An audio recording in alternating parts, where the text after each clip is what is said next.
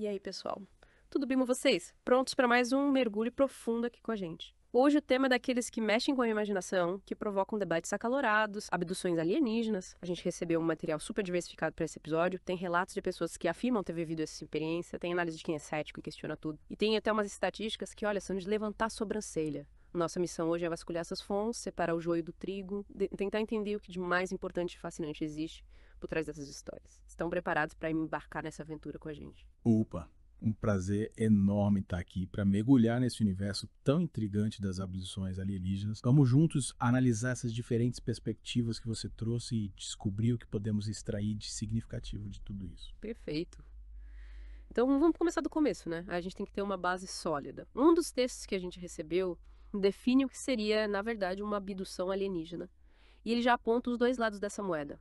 Quem acredita e quem duvida. Como é que funciona isso? Esse texto explica que a abdução seria o sequestro de um ser humano por um alienígena. E aí ele descreve o alienígena como um ser extraterrestre ou uma criatura de outra galáxia. E aí a gente já vê essa divisão.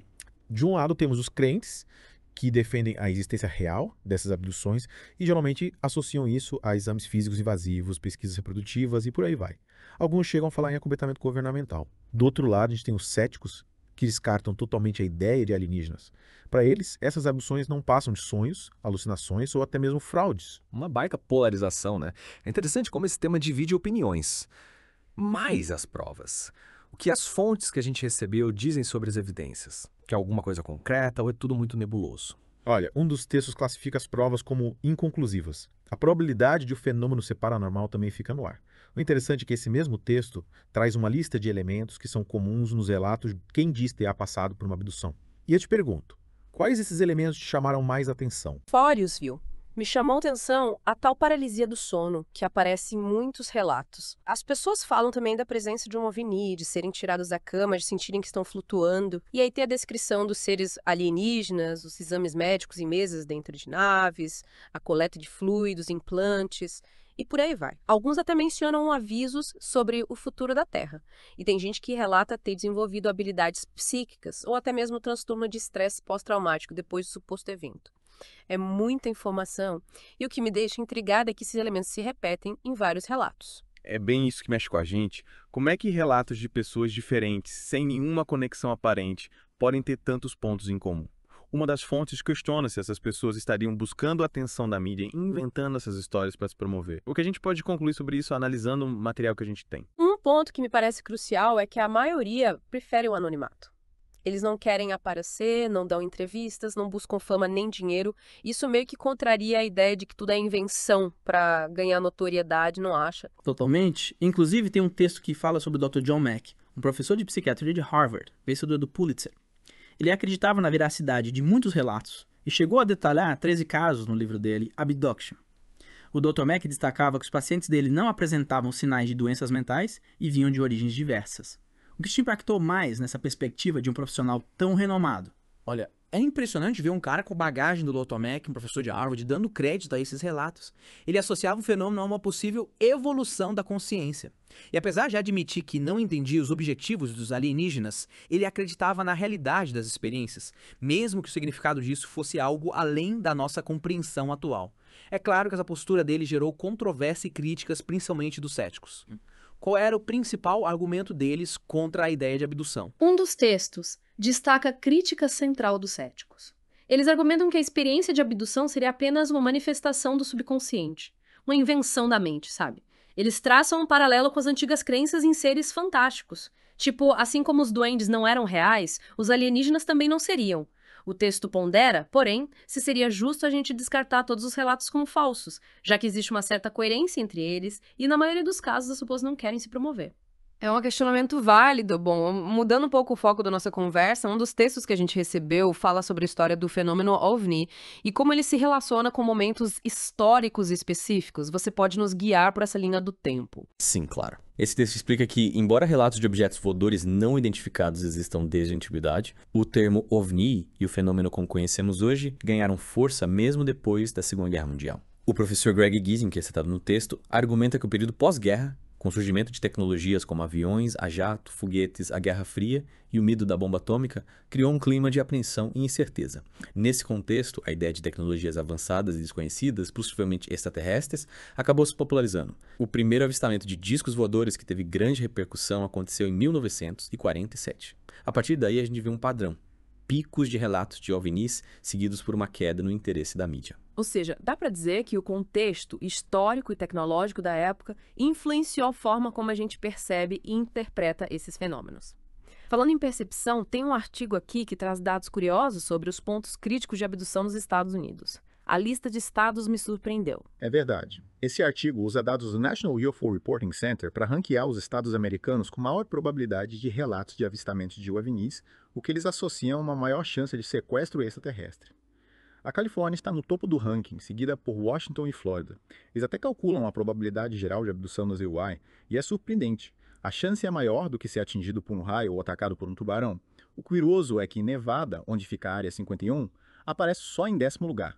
E olha só, segundo essa análise, o Canadá tem uma probabilidade ainda maior de abdução do que os EUA. O que você acha disso? Será que dá para quantificar um mistério? Me parece que a gente tenta encontrar padrões, né? A gente busca explicações mesmo para coisas que parecem inexplicáveis. E aí surge uma dúvida. Será que todo avistamento de OVNI implica em uma abdução? O artigo que você mencionou também fala de um documentário, The Age of Disclosure, com depoimentos de militares sobre UAPs. O que essas declarações adicionam à nossa discussão? Esse documentário traz uma nova perspectiva. A gente vê figuras do governo reconhecendo a existência de fenômenos aéreos não identificados.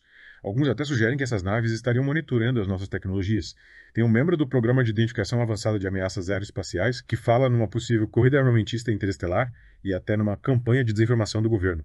Mas aí a gente tem outras vozes, como a da senadora Kirsten Gillibrand, que levanta a hipótese de que esses objetos poderiam ser tecnologias terrestres avançadas de outros países. É importante a gente considerar essas diferentes interpretações. Concordo.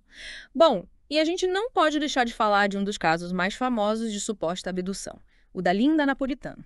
Segundo os relatos, ela teria sido levada por um OVNI em Manhattan, na frente de 23 testemunhas. Parece roteiro de filme, né? O caso da Linda Napolitano, que aconteceu em 1989, realmente causou um rebuliço, justamente por ter acontecido supostamente num lugar movimentado e com várias pessoas afirmando ter visto ela ser levada por um raio trator em direção ao OVNI sobre a ponte do Brooklyn.